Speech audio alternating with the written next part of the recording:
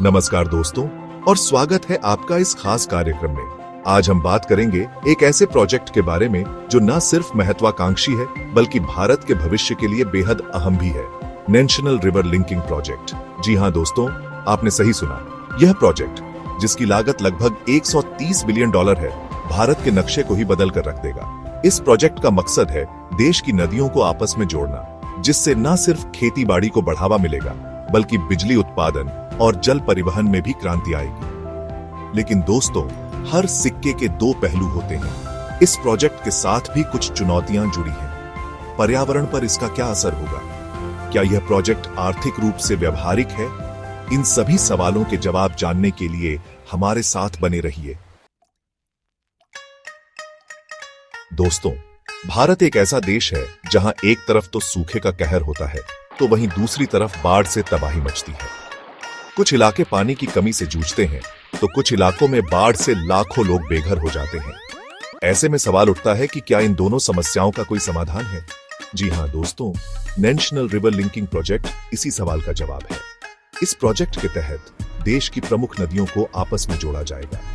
इससे न सिर्फ पानी की कमी वाले इलाकों तक पानी पहुंचाया जा सकेगा बल्कि बाढ़ की समस्या से भी निपटा जा सकेगा। यह प्रोजेक्ट दो मुख्य भागों में बंटा हुआ है, हिमालयन रिवर डेवलपमेंट और peninsula river development. Himalayan river development के तहत गंगा, ब्रह्मपुत्र और मेघना जैसी नदियों को आपस में जोड़ा जाएगा। वहीं पेनिनसुला रिवर डेवलपमेंट के तहत गोदावरी, कृष्णा, कावेरी और नर्मदा जैसी नदियों को आपस में जोड़ा जाएगा। इस प्रोजेक्ट के कई फायदे हैं। सबसे बड़ा फायदा तो यही है कि इससे देश में पानी की कमी की समस्या से निपटा जा सकेगा। इसके अलावा इससे बिजली उत्पादन, जल परिवहन और पर्यटन को भी बढ़ावा मिलेगा। लेकिन दोस्तों, जैसा कि मैंने पहले भी कहा, हर सिक्के के दो पहलू होते हैं। दोस्तों, अब हम थोड़ा विस्तार से समझते हैं कि नेशनल रिवर लिंकिंग प्रोजेक्ट के दो मुख्य भाग, हिमालयन रिवर डेवलपमेंट और पेनिनसुला रिवर डेवलपमेंट, क्या हैं और इनका क्या महत्व है। पहले बात करते हैं हिमालयन रिवर डेवलपमेंट की। इसके तहत गंगा, ब्रह्मपुत्र और मेघना जैसी नदियों को आपस में जोड़ा जाएगा।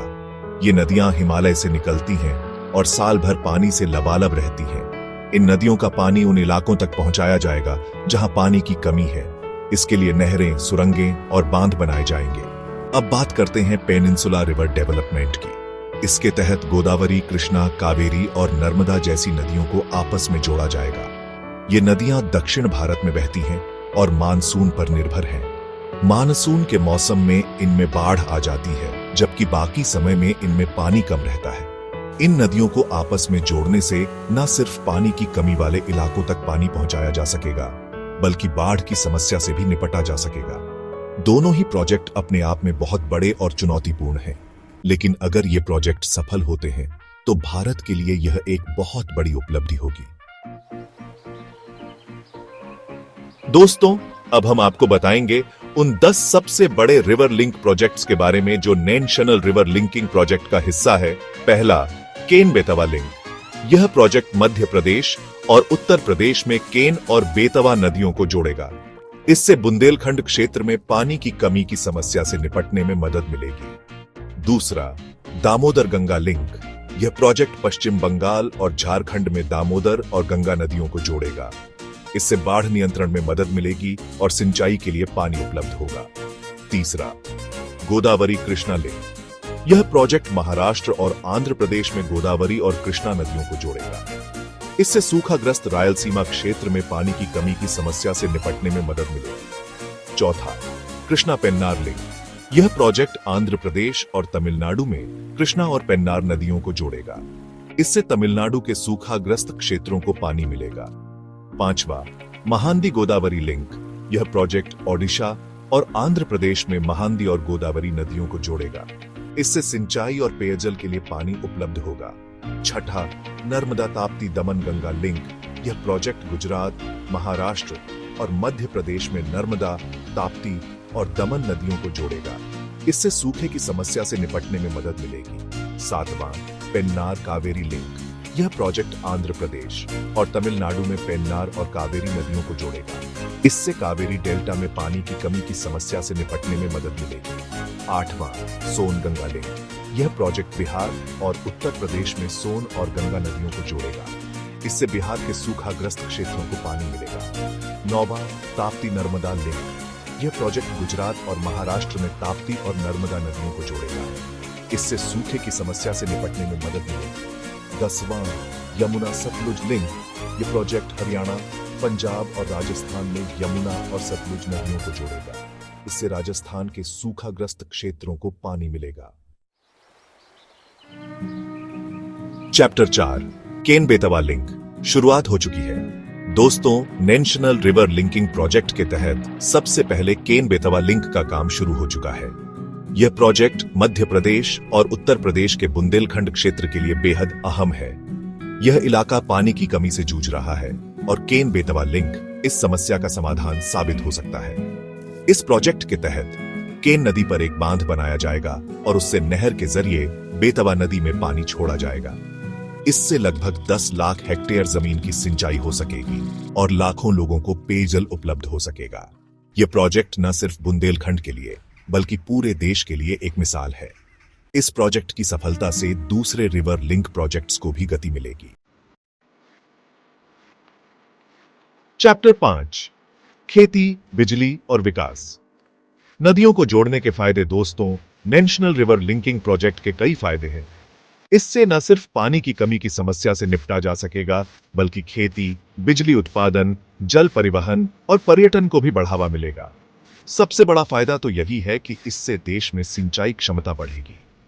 अभी देश की लगभग 40% कृषि योग्य भूमि ही सिंचित है। नदियों को जोड़ने से यह आंकड़ा बढ़कर 80% तक पहुंच सकता है। इससे न सिर्फ खाद्यान्न उत्पादन बढ़ेगा बल्कि किसानों की आय में भी वृद्धि होगी। नदियों को जोड़ने से बिजली उत्पादन क्षमता में भी इजाफा होगा। बांधों पर जल विद्युत परियोजनाएं लगाई जा सकेंगी, जिससे सस्ती और स्वच्छ बिजली का उत्पादन होगा। इसके अलावा नदियों को जोड़ने से जल परिवहन को भी बढ़ावा मिलेगा। इससे माल ढुलाई की लागत कम होगी और प्रदूषण में भी कमी आएगी। चैप्टर 6 चुनौतियां भी हैं, कम नहीं। पर्यावरण, पैसा और राजनीति। दोस्तों, नेशनल रिवर लिंकिंग प्रोजेक्ट जितना महत्वाकांक्षी है उतनी ही चुनौतियां भी इससे जुड़ी हुई हैं। पर्यावरण, आर्थिक और राजनीतिक कई मोर्चों पर इस प्रोजेक्ट का विरोध हो रहा है। सबसे बड़ी चिंता पर्यावरण को लेकर है। विशेषज्ञों का मानना है कि नदियों को जोड़ने से जलीय जीवन पर बुरा असर पड़ेगा। इसके अलावा बड़े पैमाने पर जंगल काटे जाएंगे, जिससे पर्यावरण को नुकसान पहुंचेगा। दूसरी बड़ी चुनौती आर्थिक है। यह प्रोजेक्ट बहुत महंगा है और इसके लिए भारी भरकम धनराशि की आवश्यकता होगी। सरकार को इसके लिए कर्ज लेना पड़ सकता है, जिससे देश पर आर्थिक बोझ बढ़ेगा। तीसरी चुनौती राजनीतिक है। इस प्रोजेक्ट को लेकर अलग अलग राज्यों के बीच पानी के बंटवारे को लेकर विवाद हो सकता है। इसके अलावा विपक्षी दल भी इस प्रोजेक्ट का विरोध कर रहे हैं। दोस्तों, नेशनल रिवर लिंकिंग प्रोजेक्ट को भारत का सबसे महत्वाकांक्षी प्रोजेक्ट माना जाता है। इसकी तुलना भाखड़ा नांगल बांध और ग्रीन रेवोल्यूशन जैसे प्रोजेक्ट से की जाती है। यह प्रोजेक्ट न सिर्फ आकार में बड़ा है बल्कि इसका दायरा भी बहुत व्यापक है। यह प्रोजेक्ट अगर सफल होता है तो यह भारत के लिए एक गेम चेंजर साबित होगा। इससे न सिर्फ पानी की कमी की समस्या से निपटा जा सकेगा बल्कि कृषि, बिजली उत्पादन, जल परिवहन और पर्यटन को भी बढ़ावा मिलेगा। इससे लाखों लोगों को रोजगार मिलेगा और देश की अर्थव्यवस्था को मजबूती मिलेगी। लेकिन दोस्तों, जैसा कि मैंने पहले भी कहा, इस प्रोजेक्ट के साथ कई चुनौतियां भी जुड़ी हुई हैं। पर्यावरण, आर्थिक और राजनीतिक कई मोर्चों पर इस प्रोजेक्ट का विरोध हो रहा है। यह देखना दिलचस्प होगा कि सरकार इन चुनौतियों से कैसे निपटती है और इस प्रोजेक्ट को अंजाम तक पहुंचा पाती है या नहीं। चैप्टर 8 नदियों का जाल। एक नजर पूरे प्रोजेक्ट पर। दोस्तों, नेशनल रिवर लिंकिंग प्रोजेक्ट एक तरह से भारत के लिए एक सपने की तरह है। एक ऐसा सपना जहां पानी की कमी सिर्फ एक बुरी याद बनकर रह जाएगी। एक ऐसा सपना जहां किसानों को सूखे की मार नहीं झेलनी पड़ेगी। एक ऐसा सपना जहां देश के हर घर में बिजली होगी। यह प्रोजेक्ट कई दशकों से चर्चा का विषय बना हुआ है। कई विशेषज्ञों का मानना है कि यह प्रोजेक्ट भारत के लिए वरदान साबित होगा, तो वहीं कुछ लोग इसके नकारात्मक प्रभावों को लेकर चिंतित हैं। लेकिन दोस्तों, यह तो तय है कि यह प्रोजेक्ट भारत के इतिहास में एक मील का पत्थर साबित होगा। यह प्रोजेक्ट अगर सफल होता है तो यह देश की तस्वीर ही बदल कर रख देगा। चैप्टर 9 जल संसाधन विभाग। इस प्रोजेक्ट की कमान किसके हाथ में है? दोस्तों, नेशनल रिवर लिंकिंग प्रोजेक्ट की कमान भारत सरकार के जल संसाधन विभाग के हाथ में है। यह विभाग इस प्रोजेक्ट की योजना बनाने, इसके क्रियान्वयन और इसकी निगरानी के लिए जिम्मेदार है। इस प्रोजेक्ट को पूरा करने के लिए जल संसाधन विभाग कई सरकारी एजेंसियों, तकनीकी संस्थानों और विशेषज्ञों के साथ मिलकर काम कर रहा है। इस प्रोजेक्ट का काम कई चरणों में पूरा किया जाएगा और उम्मीद है कि आने वाले कुछ दशकों में यह प्रोजेक्ट पूरा हो जाएगा। Chapter 10 Ghaghara Yamuna link. एक और अहम कड़ी दोस्तों, नेशनल रिवर लिंकिंग प्रोजेक्ट के तहत एक और अहम कड़ी है घाघरा यमुना लिंक। यह प्रोजेक्ट उत्तर प्रदेश में घाघरा और यमुना नदियों को जोड़ेगा। इससे उत्तर प्रदेश के कई सूखाग्रस्त जिलों को पानी मिलेगा और सिंचाई क्षमता बढ़ेगी। इस प्रोजेक्ट के तहत घाघरा नदी पर एक बैराज बनाया जाएगा और उससे नहर के जरिए यमुना नदी में पानी छोड़ा जाएगा। इससे लगभग 15 लाख हेक्टेयर जमीन की सिंचाई हो सकेगी और लाखों लोगों को पेयजल उपलब्ध हो सकेगा।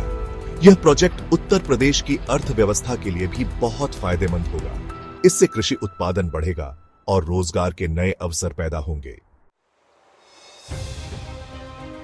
चैप्टर 12 भारत का भविष्य बदल देगा यह प्रोजेक्ट। दोस्तों, नेशनल रिवर लिंकिंग प्रोजेक्ट एक बहुत ही महत्वाकांक्षी और चुनौतीपूर्ण प्रोजेक्ट है।